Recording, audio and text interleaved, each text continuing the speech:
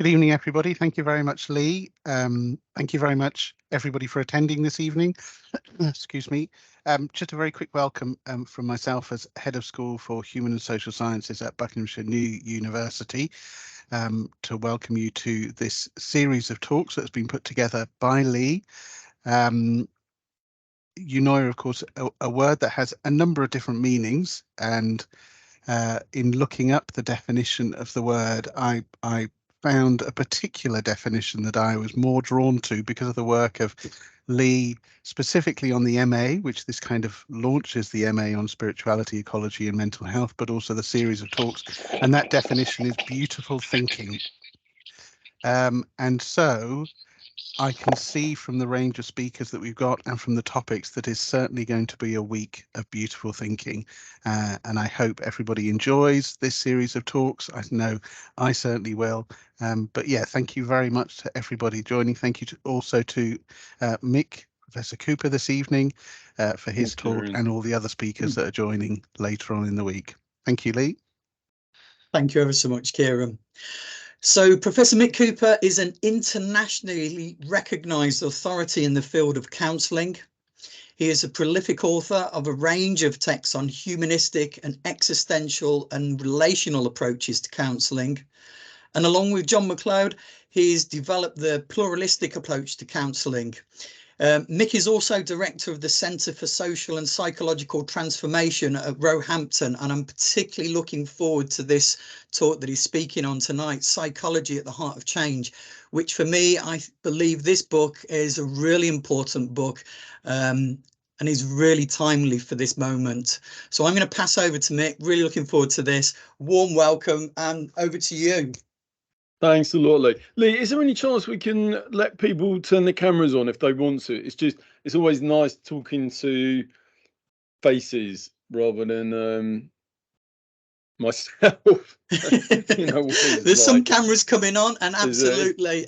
People are able to talk cameras on, and then I can see who I'm talking to. Is really nice. I know some people don't like it, and people are making dinner and doing their ironing and. Although last time I said that, nobody seems to do ironing anymore, but that's another story. That's not what we're here to discuss about who does ironing and who doesn't do ironing. But if people can put their cameras on, that is nice. Just say that it's strange, particularly talking about these kind of relational issues into a vacuum of nothingness. Yeah. So thanks, Lee. So I'm going to talk for like about 45 minutes or so, probably a bit less, about 40 minutes about counselling and therapy and social change. And I've got a few slides, but I may just talk kind of more directly, because this is an area that I've been really interested in, about the interface between therapy and psychotherapy and psychology, and then what it means in terms of social change and social justice. I guess there's a lot of people in the therapeutic field, and I speak as I'm a therapist and a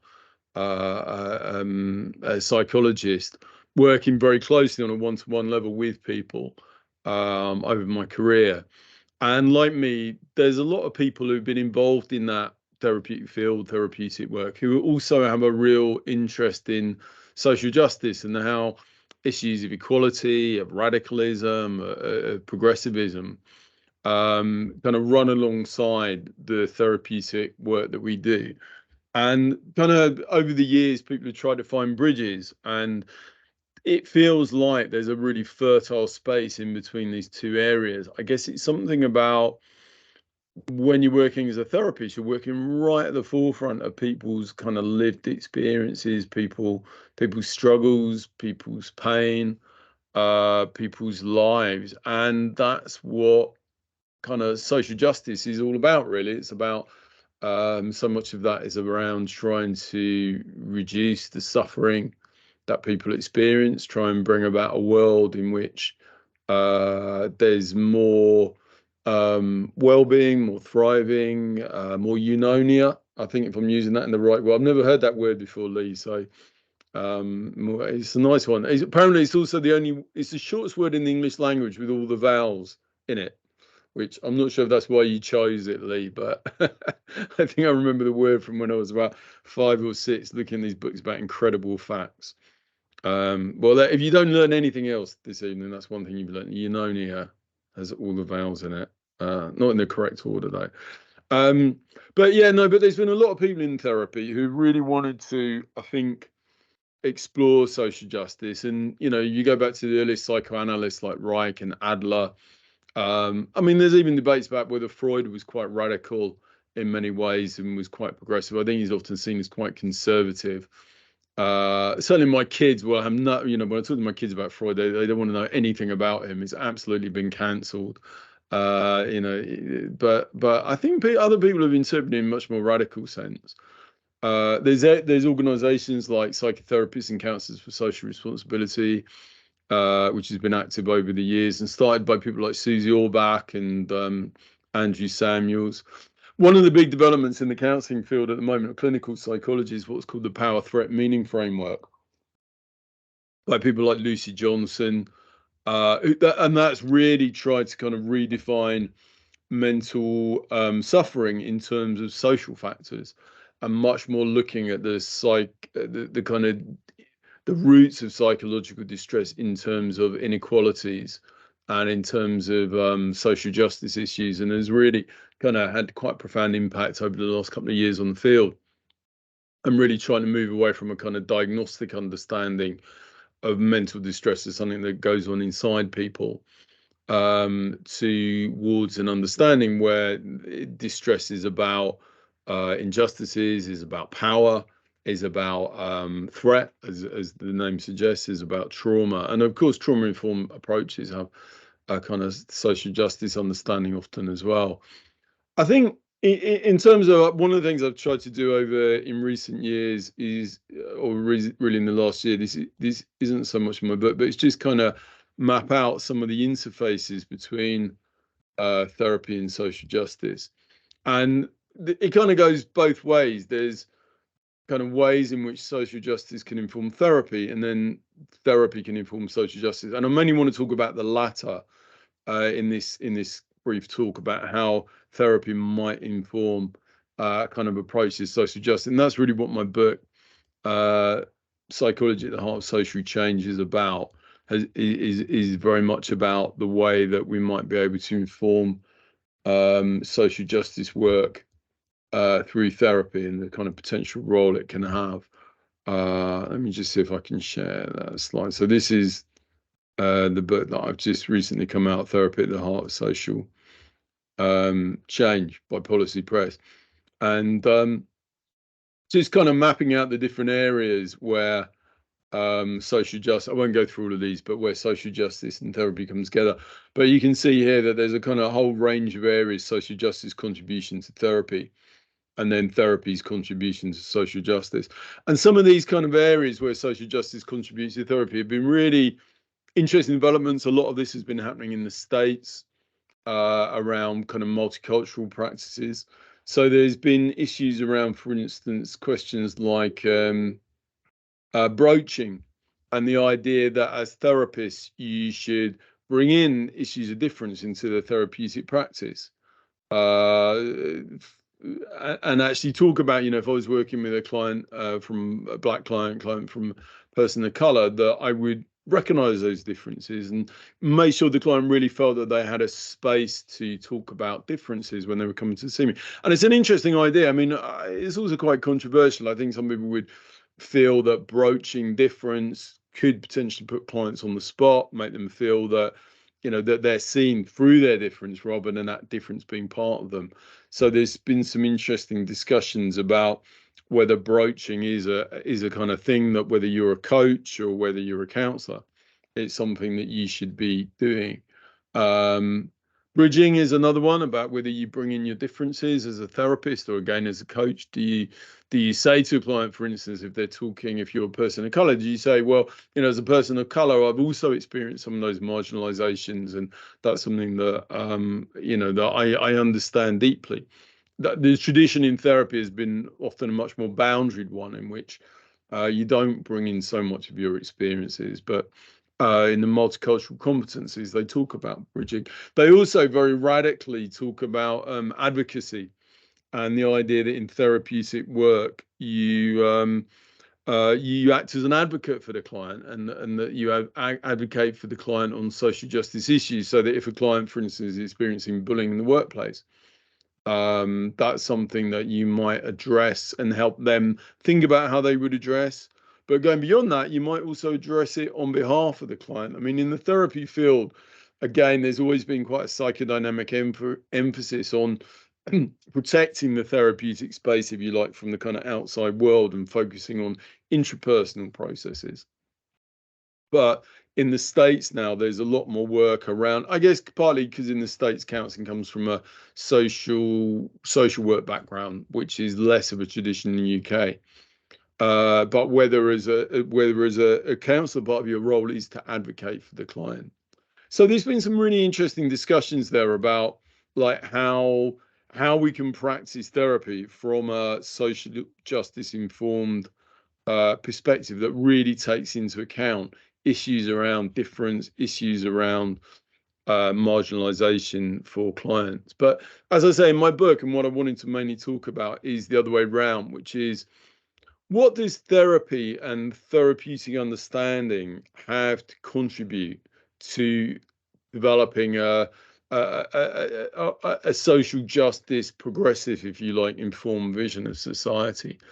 And I think it does have something really valuable to contribute. And therapy's often been very much in the margins, that if you look at a kind of progressive, whether it's a Green, a Labour, more left, maybe a bit more right agenda, often it'll be informed by history. Obviously, sociology, politics often plays a key part.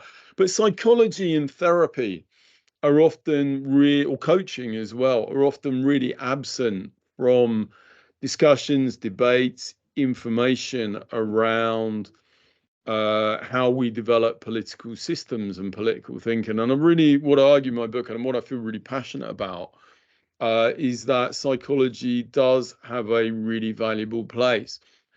Absolutely not in any way suggesting that it's more important than history or geography or sociology, that it should have some kind of dominant role. But I think that it is a real absence. And if you look at people involved in politics, often they don't have much of a psychology background. I think people are much more like, you look at something like PPE or the traditions, the subjects people come into politics from. It's often much more history, anthropology, sociology, but politics, law is often very heavily featured.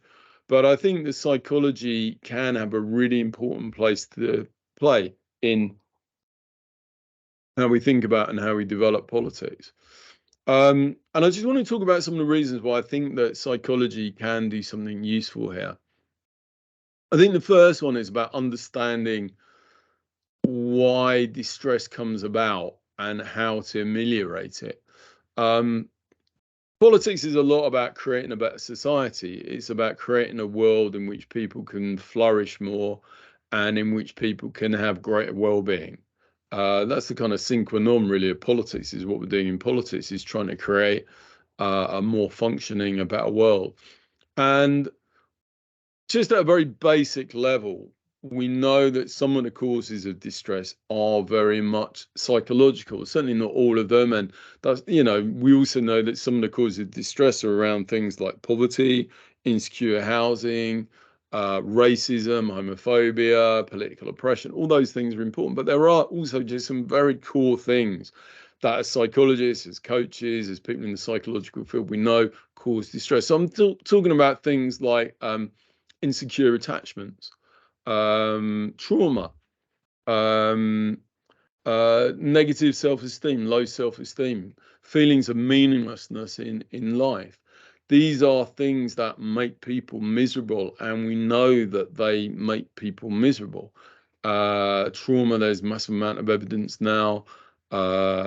Things like attachments, people having poor attachments when they grow up as kids, and then going on in life with poor attachments and then having poor relationships. So therapists understand, in the therapy field, in the coaching field, in the psychology field, we understand people really deeply, or we try to understand people really deeply. As a therapist, I'm sitting there with people alongside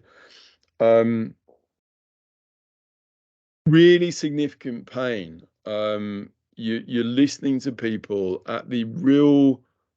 So as a psychotherapist, an existential psychotherapist, I'm listening to people's stories about a real depth of suffering and struggling, and the way that things like trauma and abuse, the way things like low self-esteem, the way things like having kind of problems forming relationships really impact upon people, and really make people's lives miserable, and make them to a point where people feel that they are not worth living. And I think as a psychologist, as a therapist, as a coach, you're seeing people also in the real complexity of that individual suffering. It's not at a theoretical level, it's not at a conceptual level, it's at a concrete level, and it's at a level of real visceral pain. You see what somebody who's had, for instance, really poor attachments as a child, who then can't trust people, finds it really difficult to trust because they feel people are always going to hurt them. And then they have problems in their relationships because they can't trust their partner, and they want to trust their partner, and they want to be close, but they're afraid of it. You see that kind of pain and the fear of being in close relationships. And that's got to be really, I think, of value in understanding how we then create a better world. Like, how can you create a better world? How can you create a world in which people are more thriving, without understanding that depth of pain and suffering, and also, I guess, that transformation, like how you can bring that things about. Certainly, I mean, the evidence shows that therapy isn't a panacea, it's not a cure-all for everyone. There's lots of people who have therapy, and are still struggling, and lots of people who are involved in therapy world and are still struggling on and off throughout their lives, as many of us who are therapists do. It's not a cure by any stretch of the imagination, but it is something that really goes as deeply as we can go into suffering. And there's things that you learn there, I think, that are so important if we think about how we create a better world. That is such an important reason, I think, why therapy has a role to play in creating a more socially just world, a world in which we can all thrive, by informing policy, by informing practice, by being there on the government agendas. So that's the first thing. And I think closely related to that then, as a second thing, is that particularly when we're thinking about a socially just world, and then we're thinking about a world in which there's more compassion, where there's more caring, where there's more empathy, maybe when there's more space for spirituality and appreciation of differences and spirit.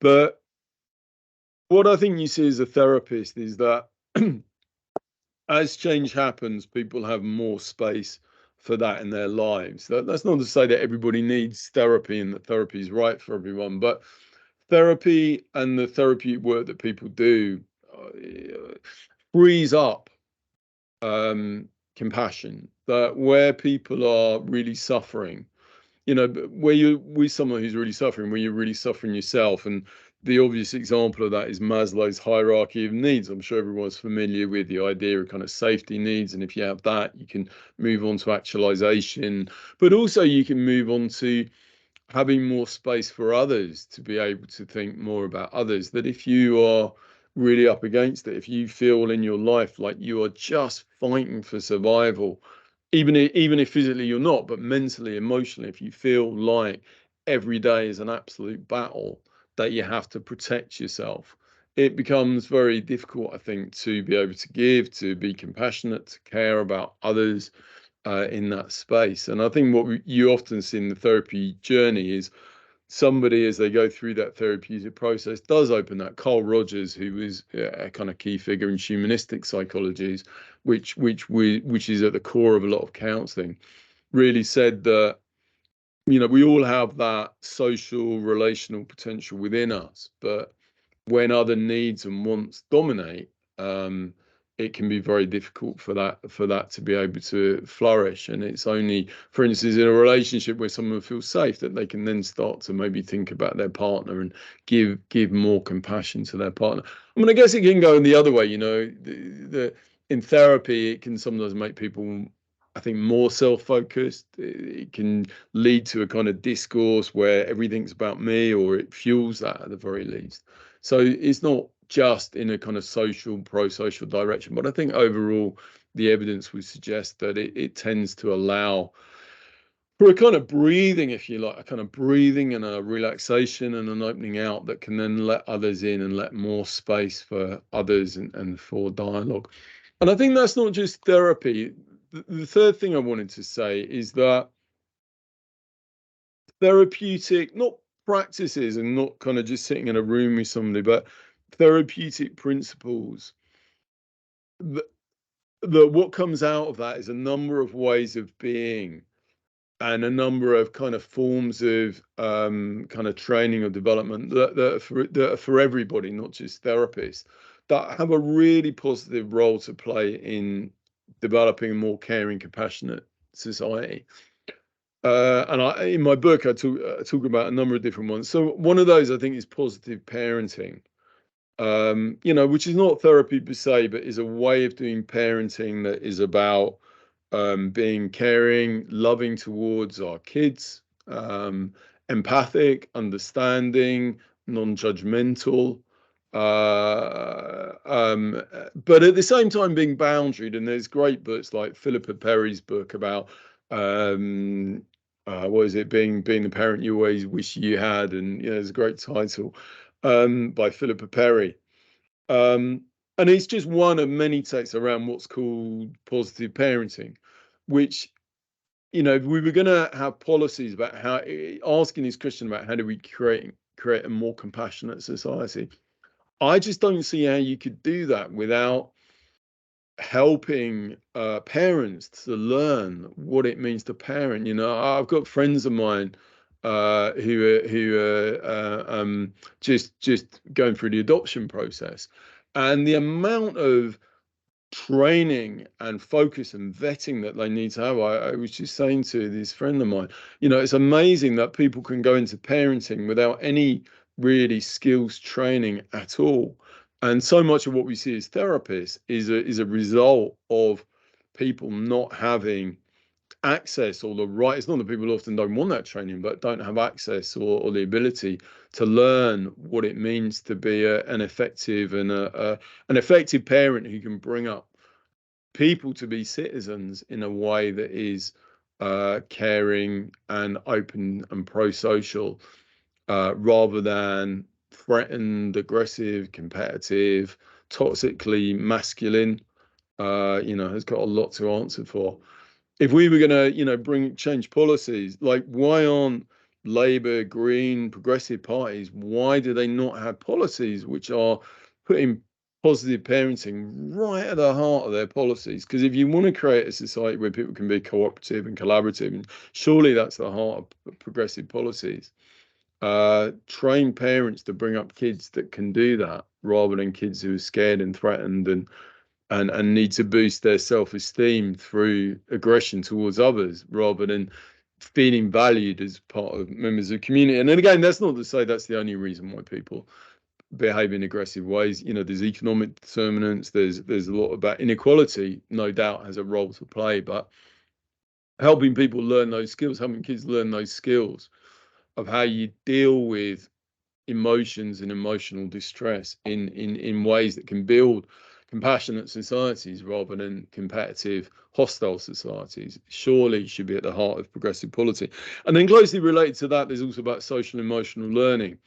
You know, we know from the evidence base that social emotional learning, which is programs that can go into schools where kids like can learn things like emotional literacy, and can learn mentalization skills so that they are able to stand back a bit from their emotions, that they can learn basic communication skills with others, and that they can learn how not to be acting out in destructive ways, but communicating in positive ways, where they can learn to be assertive so that, you know, young women, as well as people from different marginalised groups, can learn assertiveness skills.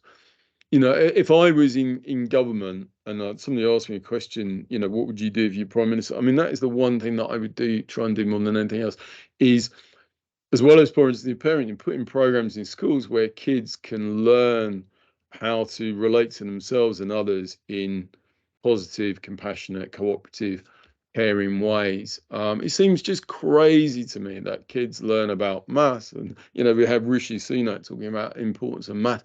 Like, why is maths more important than learning how to relate to others? It's crazy. I really think it's crazy. You know, I really think if someone was kind of coming in, an alien kind of saw our planet, like, why are they learning about numbers, but they're not learning about themselves? Why is there O levels in English literacy? You can do an O level in Latin, but you don't do an O level. Well, you do it in psychology, but so often that's, you know, the stats of psychology and memory, but it's not like emotional skills. It's not interpersonal, relational skills. We don't teach our kids how to have good relationships with others. You know, they do a little bit under PHSE, but my kids, when I ask them about, you know, what they learn in PHSC, or sex education, you know, it's an embarrassed teacher often doing their best to talk about things in a very technical way because they haven't had the training. You know, we don't train. So you know, the revolution kind of starts in teacher training college, I think, in terms of teachers learning to educate kids about themselves and about others in a way that they feel comfortable about. But surely that should be at the heart of any kind of progressive agenda, and that for you know, that, so that's not therapy, but it is that kind of therapeutic thinking. There's also there in things like conflict resolution. If you're aware of non-violent communication, there's MVC it was developed by somebody who came after Rogers. I can't remember his name off the top of my head, but it's such a lovely system, non-violent communication, of how we can talk to each other, kind of respectful relating, which is just those skills about owning how we're feeling rather than saying you do that. Particularly MVC is particularly about when we're in situations of conflict, and rather than in those situations of conflict saying to somebody, you've done that and you've done this and you've done these terrible things, is about being able to own it, say, I feel this when you do that. What I'd like you to do is this is what I want. So those basic skills in being able to communicate effectively with others, and as a kind of general system, whether it's in education, whether it's in parenting, whether it's in politics, and you know, what would it mean to have emotionally literate politics? Politicians who, you know, when you watch Question Time, Prime Minister's questions, the kind of level of debate that you see, I mean, debate's not the right word for it. I mean, what's really going on there? It's humiliating. It's competitive. I mean, it's incredibly competitive. But even on the parties on the left, who are supposedly parties of cooperation and getting on with others, are just attacking and critical in the most dehumanizing ways, rather than embodying those principles. I think, like a lot of people on the left, someone who identifies as being progressive, I found it so disheartening, the recent advert about Rishi Sunak doesn't believe in, what was it? It was, sorry, I've got terrible memory. It doesn't believe in kind of putting, was it sexual abusers in jail or something? It was just, I mean, it was, as well as kind of Starmer trying to kind of almost position himself on the right of, it was just, it's like, of course he does. Of course, Rishi Sunak, okay, we might disagree with him. I don't particularly like him, but you know, he's not somebody who just thinks, oh, let's let all the child abusers go free. I don't care about that. It's, of course he doesn't think that. You know, he's an emotionally literate politics would be a real challenge, because you are talking about working with people who maybe see things very differently. There's things about Tory politics that I really don't like. For me, there's elements of it that feel very kind of privileging those who are already privileged, but these are human beings, and I think the left, in a sense, if it believes in cooperation, needs to start with the politics that is humanizing of others, including those others that we disagree with, and kind of model a way of relating that is something more than just kind of attack, shame, vulnerability. Because I think as therapists, we know, most of us human beings know, we know what that does. So it kind of related very much to that is that I think what comes from therapy is this principle of radical acceptance, a principle of psychological equality. A therapy, as a therapist, as a coach, right at the heart of the work is about radically accepting the other, and that seeing the other as a kind of psychological equal, that our client, and not to say that they haven't got things to learn, not to say that they're not doing things that are wrong for them or for others around them, but starting from the position that our clients, like us, are intelligible, intelligent, intentional, directional beings, trying to make them sense of their world just as we're doing. And it's a kind of view, and I think what's really interesting, particularly in this therapeutic view, is like you hold the other. Like if I'm working with a client, I hold that view of the other as someone who's a kind of psychological equal. But that doesn't mean that I don't feel that I can challenge them or challenge their behavior. Like if I was working with someone, when I first started training, I was working with people around domestic violence, men who were perpetrators of domestic violence. And that psychological equality wasn't in any way saying, oh, it's fine what you do. We were trained, quite rightly, to be very challenging of the behavior.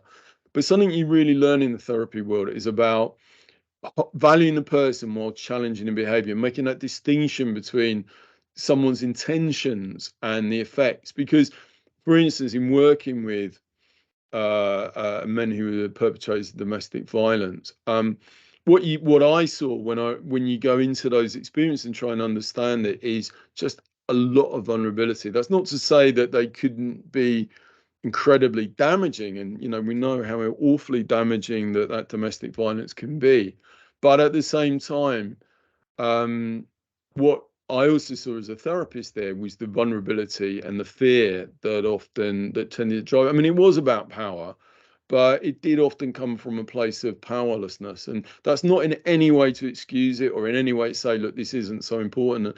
Absolutely, the violence that gets done is incredibly destructive and needs to be stopped, and there needs to be laws in place to stop that and punishments. But as a therapist, you kind of learn to hold that tension, that there's all those things, and you can still hold the phenomenological, experiential reality of the person who's doing these terrible things, which isn't, and as a therapist, what you see is that when people do bad things to others, it's not that they're sitting there going, I wonder what bad things I can do. Let me do something really bad. It doesn't come from some kind of malevolence for the sake of malevolence. When you look at psychological therapeutic theories and look at the core of what motivates people, I don't think anybody, maybe Freud to some extent, but very few people have said there's some kind of innate badness. There's people striving to do their best and striving to maintain and enhance themselves, as Rogers would have said, and in that often sometimes doing some terrible things, but there is that kind of intentional person behind that. So I think therapy gives, if we look at situations, we look at people like Putin, we look at what's happening in Ukraine, we look at really destructive behaviors. I think therapy gives us a way of both challenging people, but also radically accepting. What does radical acceptance of Putin mean? That's a hard one, and certainly I'm not saying these are easy answers, but I think it's something about trying to understand the causes, trying to understand the psychological processes, which doesn't in any way take away the need sometimes to really challenge people. And sometimes, unfortunately, I guess that has to be in military ways, which is terrible, but there is that kind of tension there that needs to be held. But it's about kind of therapeutic thinking. I think it helps us get away from a world of kind of goodies and baddies, of Tories, of being wrong. And I think that's sometimes what people don't like about kind of social justice politics, is kind of wokeness, as people talk about it, a kind of demonization of the other.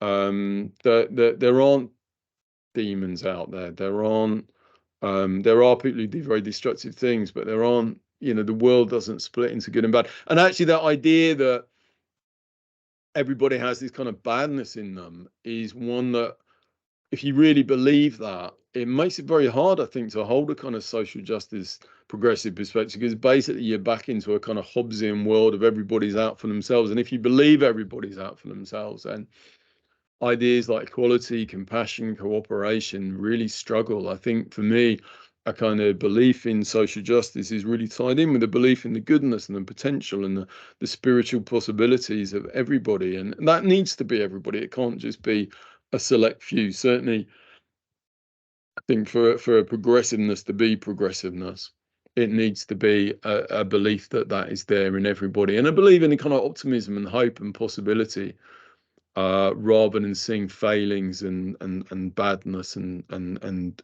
destructiveness in others.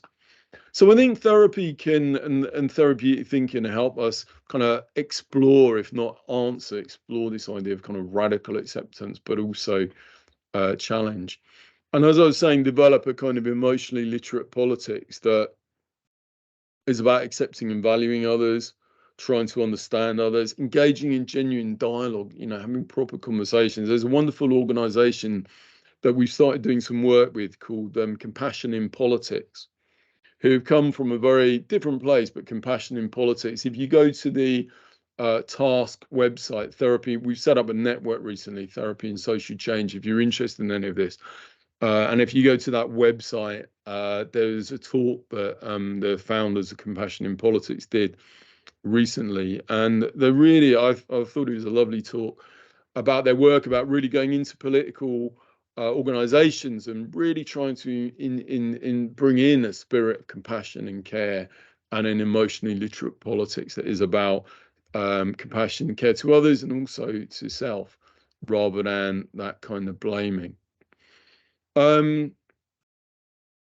Just the last thing I think I wanted to say is which maybe relates a bit more to the kind of spiritual side as well, is about just the last thing I think about the value of therapy, social justice, social change, is also that you start to see that one of the things I find fascinating about the therapeutic world is that if you understand people as kind of having different voices, different sides, different parts, as a lot of therapists would do, then there's really interesting the parallels between the kind of processes that go on within the person and those that go on between people, let's say a kind of input in a group, or that are communities within a nation, that we can kind of think about systems, and this kind of leans into systems thinking. And the work of people like Kersler, who talks about kind of holons as kind of holes, but there's holes at each level. So there's like the self, but the self is also a part of the whole of the family or the community, and the community is part of the whole of the nation. And then we can think about the nation and the globe and being part of spirit, if you like, or kind of the transpersonal, and that we can kind of move up and down levels, and that not one level is better than the other. Psychology often focuses on the individual level, whereas, say, sociology focuses on the social level. But actually, there's what's called emergent properties, which means that the social level is not the same. You can't reduce the social level to the individual level, just like you can't reduce the kind of community level to the nation level. So spirit, that at each level there's kind of emergent properties that make it different.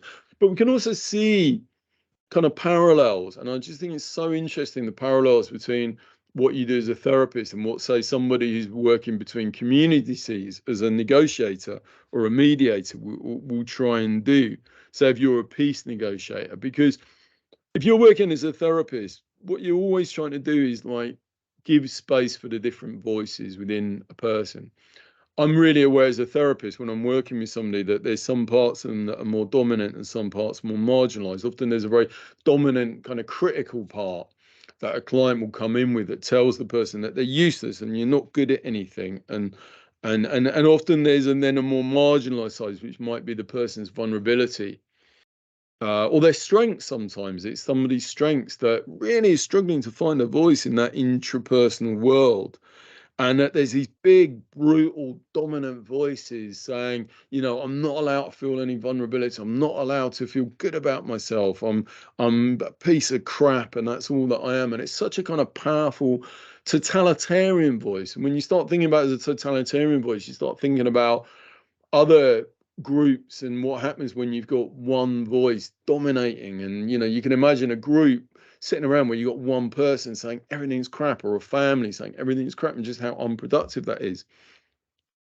What you see at the psychological level, kind of what you're trying to do, is create something a bit more democratic, where more of the voices can be heard more of the time. And it's difficult because if you just tell that dominant, strong voice to shut up, then you don't really get anywhere. It just pushes back, just like in a group. If you're working with a group and somebody's dominating, you know, it's not much use telling a dominant person just to shut up. You need to find a way of valuing and holding that position, but really creating a space where other positions can come in.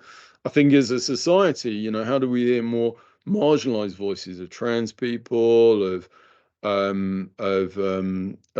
people of different genders, different sexualities? How do we do that?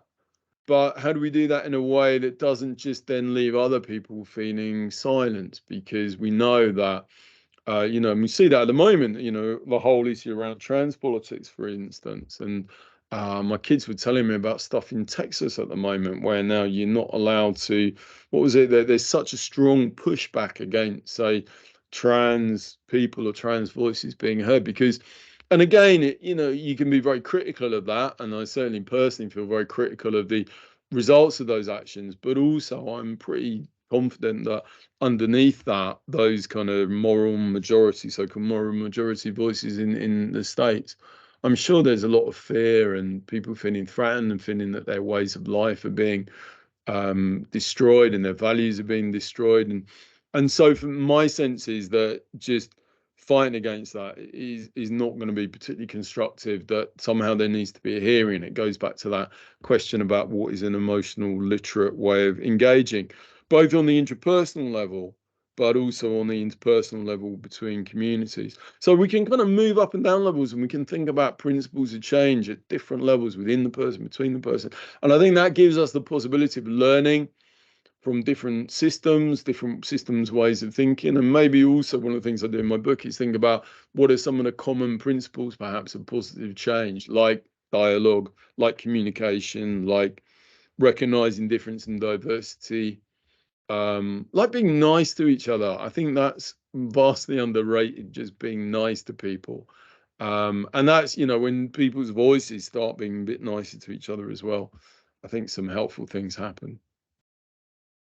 So just to conclude that, really, just I hope that's given you a bit of a kind of tour of some of the thinking and work that I've been doing, and just some of the ways in which therapy, loosely and openly, I think, has a contribution to make. And as I say, I don't think it's just a one part of the pie, but I think if our politics and our approaches to social justice were reaching and touching those psychological depths and bringing that back into our domain, that would just be so exciting. And there are some examples of that now. I mean, one of the really exciting things I write about in my book is about wellbeing economics. And there's even what's called the wellbeing government. So some of the governments, like in New Zealand and with Jacinda Ardern, and in Finland, Sanni Marin, I think it is, where they're really starting to think psychologically and bring in this issue of well-being, not perhaps in the kind of psychological depth way I'm talking about, but certainly to put well-being at the forefront of their agendas. In New Zealand, with their wellbeing economy budget, every policy proposal, they needed to explain how it would contribute to wellbeing, which I think is a fantastic idea. Because, you know, as I say, that's what I think we would all agree that government is about wellbeing. So I think psychology can really help us and allow us to put that in the sense of space that it can and perhaps should be. So that's me. We got some time for comments, questions, feedback, thoughts. Absolutely. Thank you ever so much, Mick, for that really heartfelt and honest presentation.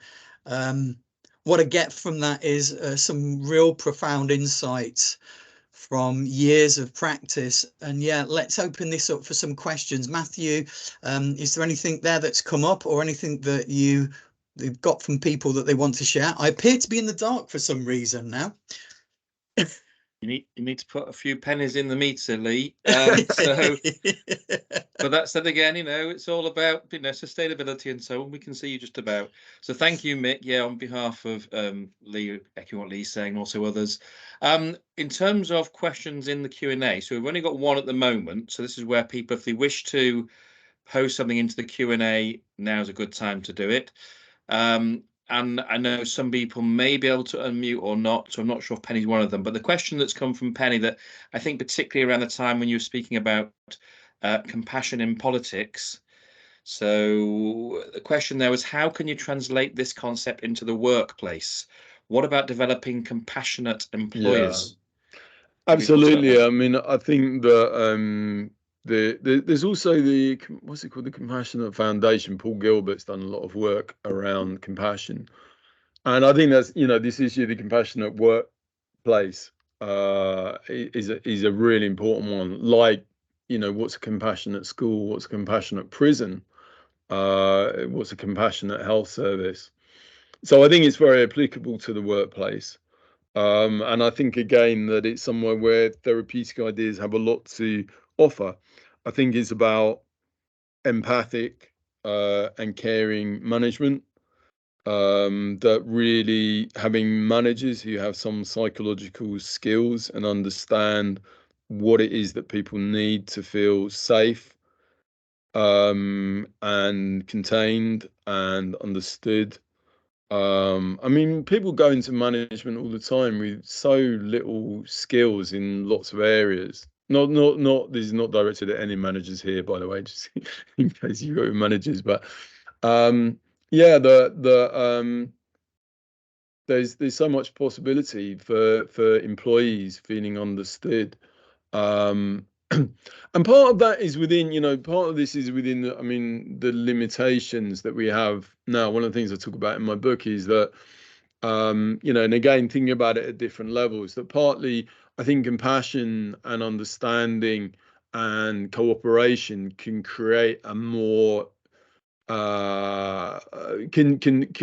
provide win-win solutions for a workplace that is not just better for employees but also for employers. Like being critical and micromanaging and judgmental and all those things, I don't think often are particularly useful for managers either, because they create hostility and they create tension and they create anxiety in a way that really doesn't benefit anyone. So there's lots of win-win solutions, I think, based on some of these systemic principles about understanding people, dialogue, being nice, working cooperatively. But also, of course, every workplace is within a higher system, and at the moment we're working within a political system that is putting incredible financial, economic limitations on the system. And the more pressurized the system, the less resources in the system, the more conflict there's likely to be. So with things like our kind of health service at the moment, it is about having kind of more compassionate healthcare ways of working, but it is also about having more resources from higher up in the system that can allow for more cooperation, more potential. Because if things are really stripped to the bare bones, then there's going to be more competition, more threat within the system. You need resources to be able to cooperate. So, and then it becomes more of a virtuous circle. So it's a really good question about compassionate workplaces, and I think there's a lot of work we could be doing on that. And can I follow up on that then? Do you feel as though there's specific training that one might draw from therapy that might help people who are working in those contexts? Yeah. They might not normally be kind of coming from that background, but some key elements that, if one was going down that route of management and beyond, then this is something really key to that development. It's a really good point, Matthew, and absolutely. Like, just that's why I love nonviolent communication. I mean, it's a really basic set of principles about how to communicate. effectively with the others. But yeah, just very basic communication training so that it's not passive aggressive, it's not aggressive, it's assertive. Managers are being assertive, they're giving space, they're listening. I mean, listening skills for managers, so just they understand what it means to actually listen to someone. You know, understandably, managers often don't have that training, but it's something we can all learn, just about being able to listen and have a conversation with someone and to help somebody feel that they're being listened to. So yeah, I think there's absolute skills that without an enormous amount of effort would really help build more effective. And by effective, I mean kind of enjoyable and thriving workplaces. Thank you. And then, because Penny has asked a follow-up question herself, then is how do you make a case for compassion and social justice in monetary terms? A sad reflection on society today, perhaps, but the bean counters rule. But I suppose it's the bottom line, isn't it, as often described? Is there a case to be made there for that in monetary terms? Well, I mean, it's very interesting what the wellbeing economics people have done, because if you have a look at their core argument, what they're basically saying is that they're saying that the bottom line should not be the bean counting about money. You know, if you like, it's kind of like the bean counting about well-being, you know, and they've done some amazing things in terms of monetizing, for want of a better word, well-being, but actually saying things like, you know, living on your own. They've put a statistical value on it so that you can compare things. And I think that, you know, monetary terms doesn't, I don't think even the most conservative person would argue that money is a value for money's sake, you know, or money is of ultimate value. You know, if we have a conversation, what is it of ultimate value? You know, someone on the right might say, well, it's about freedom, or it's about being able to succeed. But it's actually at the bottom line, it's all about psychological things. So I think that there's some stripping back that needs to be done about what is it that we really care about. But I think what you know, like in New Zealand, and I mean, there's a very famous book that was out about 10 years ago, The Spirit Level. And what that shows is that the equality kind of and it works in terms of, you know, where you have great financial disparities and, you know, really rich and really poor. It doesn't work well for a society in terms of the well-being overall, that those kind of disparities lead to not just the poorest, but also the richest not having the same quality of life. You know, the highest quality of life is in this kind of Scandinavian countries and countries where there's more equality. So kind of creating a society which is based around GDP, which is based around economic disparities, doesn't really serve anyone. And I think that's how you make the case for that, really, that are kind of caring, compassionate societies that also have that kind of economic benefit. And even, yeah, and that's part of what's important. But I think we got to find a bottom line. That's what wellbeing economics are doing. You say there's a bottom line underneath money, and that's well-being. Now, money is an important, economic efficiency is an important way towards having, you know, the things that we want, like health, safety, security, the potential for achievement. So it's not that money isn't important, but money is for something. It's not an end in itself. Thank you for that, Mick. Again, full answer. So just checking in, is there any more coming through on the chat or questions, particularly on the Q&A?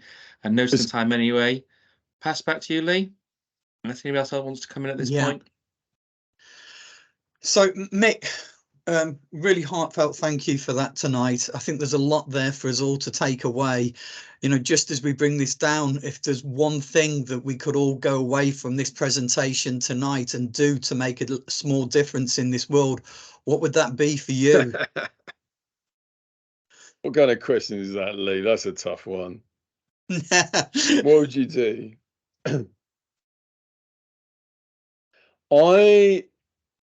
You know what I'd say at the moment, actually? I'd say about have a look at that wellbeing economics. I should say read my book, actually. This is shooting myself in the foot, but I'm not going to say that. Have a look at I just love the work that they do. I think they're so good. Wellbeing economics. I don't know if somebody can maybe put that in the chat. Just the, I think it's just wheel.com. Because what's amazing about wellbeing economics is that, and some of the people like Catherine Trebeck who have done, who are leading on it. What I love about it is it's got that kind of psychological insights, but they're also influencing governments. Like Caroline Lucas has been very involved in that. As I say, people like right up to the kind of the lead in New Zealand and Finland. There's Scotland's been very involved. It's an amazing bridge, I think, between some of these kind of psychological issues. You can join, you can find out about what they're doing, you can go to their seminars. There's a real energy there. And compassion in politics as well. Sorry, one other thing, Lee. Do you have a look at compassion in politics? Because I think they're also doing some amazing work in terms of taking some of these discussions and debates forward, and really and putting compassion, well-being right at the heart of how we think about government. And we really need it at this time, don't we, Lee? We really need it. Yeah, absolutely. There's something about the ways that politics is being done and nationally and internationally that just, I think a lot of us just isn't working, and there's kind of something fresh is needed. Great answer. Thank you, Mick. So thank you everybody that's taken part tonight. There'll be an email going out after this for you to be able to sign up for tomorrow. Tomorrow is Dr. Alina Keefe,